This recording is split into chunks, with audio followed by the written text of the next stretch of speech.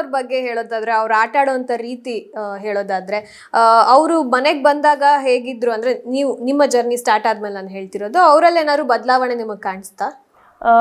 ಅವರಲ್ಲಿ ಬದಲಾವಣೆ ಅಂತ ಏನೂ ಕಾಣಿಸಿಲ್ಲ. ಅವರು ನಾನು ನೋಡ್ದಂಗೆ ಆಚೆನೂ ನೋಡ್ದಂಗೆ ಅವರು ಇಷ್ಟೇ ಬೋಲ್ಡಾಗಿ ಮಾತಾಡ್ತಾರೆ. And I don't give a dam ಅಂತ ಹೇಳ್ತಾರಲ್ಲ, ಸೊ ಆ ಕ್ಯಾರೆಕ್ಟರ್ ತುಂಬ ಇಷ್ಟ ಆಯಿತು ನನಗೆ.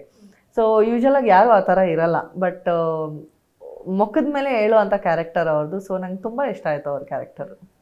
ಇದೆಲ್ಲ ಒಂದ್ ಕಡೆ ಆದ್ರೆ ಇನ್ನೊಬ್ರು ಇದ್ದಾರೆ, ಪ್ರತಾಪ್ ಅವರು ಅವರದ್ದೇ ಆದಂಥ ರೀತಿಯಲ್ಲಿ ಆಟ ಆಡ್ತಾ ಇದ್ದಾರೆ. ಸೊ ಅವ್ರ ಬಗ್ಗೆ ಏನು ಹೇಳ್ತೀರಾ?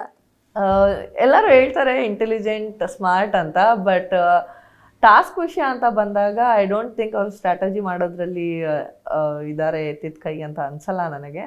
ಸೊ ಫಸ್ಟು ಎಲ್ಲರ ಒಪಿನಿಯನ್ ಕೇಳ್ತಾರೆ, ಅದು ಆಮೇಲೆ ಅವ್ರು ತೊಗೊತಾರೆ, ಅದು ಓಕೆ. ಬಟ್ ಎಲ್ಲರದ್ದು ಒಂದೊಂದು ಒಪಿನಿಯನ್ ಇರಲಿ ಅಂತ. ಬಟ್ ಅವ್ರದ್ದು ಏನಿರುತ್ತೆ ಅದನ್ನು ಅವರು ಆ ಒಪಿನಿಯನ್ನ ತೆಗೆದಿಡಲ್ಲ. ಸೊ ಗೊತ್ತಿಲ್ಲ ಅವ್ರ ಗೇಮ್ ಹೇಗೆ ಆಡ್ತಿದ್ದಾರೆ ಅಂತ. ಓಕೆ, ಇನ್ನು ನಮ್ರತಾ ಸ್ನೇಹಿತ ಅವರ ಬಗ್ಗೆ ಹೇಳೋದಾದ್ರೆ, ವಿನಯ್, ನೀವು ಹೇಗೆ ವಿನಯ್ ಅವ್ರ ಜೊತೆ ಆ ಗ್ರೂಪ್ ಜೊತೆ ಕಂಫರ್ಟ್ ಆಗಿದ್ರಿ, ಅವರು ಕೂಡ ತುಂಬಾ ಕ್ಲೋಸ್ ವಿನಯ್ ಅವ್ರಿಗೆ. ಸೊ ವಿನಯ್ ಅವರಿಂದ ಅವರು ಇನ್ಫ್ಲುಯೆನ್ಸ್ ಆಗ್ತಿದ್ರು, ನಮ್ರತಾ ಆಗಿರ್ಬೋದು, ಸ್ನೇಹಿತ ಆಗಿರ್ಬೋದು ಅಂತ ಅನ್ಸುತ್ತಾ?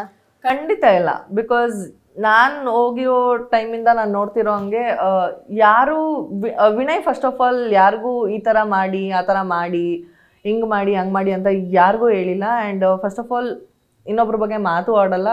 ಮಾತಾಡಿದ್ರೆ ಅವ್ರವ್ರ ಜಗಳದ ಬಗ್ಗೆ ಅವ್ರು ಮಾತಾಡ್ಕೊತಾರೆ. ಅದು ಬಿಟ್ಟರೆ ನೀವು ಅವ್ರಿಗೆ ಆ ಥರ ಮಾಡಿ, ಈ ಥರ ಮಾಡಿ, ಆ ಥರ ನಾಮಿನೇಟ್ ಇದು ಅದ್ರ ಬಗ್ಗೆ ಎಲ್ಲ ಏನೂ ಮಾತಾಡಲ್ಲ ವಿನಯ್.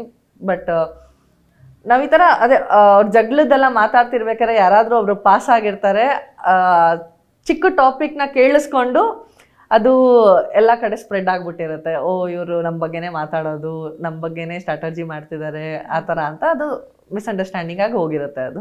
ಓಕೆ, ಈಗ ನಾವು ಅಬ್ಸರ್ವ್ ಮಾಡಿದ್ರೆ, ಅಂದ್ರೆ ಮನೆಯಿಂದ ಎಲಿಮಿನೇಟ್ ಆಗಿ ಹೊರಗೆ ಬಂದಿರೋರನ್ನ ಅಬ್ಸರ್ವ್ ಮಾಡಿದ್ರೆ, ವಿನಯ್ ಅವರಿಗೆ ಹತ್ರದಲ್ಲಿ ಇದ್ದವರೇನೆ ಜಾಸ್ತಿ ಹೊರಗೆ ಬಂದಿದ್ದಾರೆ. ಇದಕ್ಕೇನಾದರೂ ಹೇಳ್ತೀರಾ?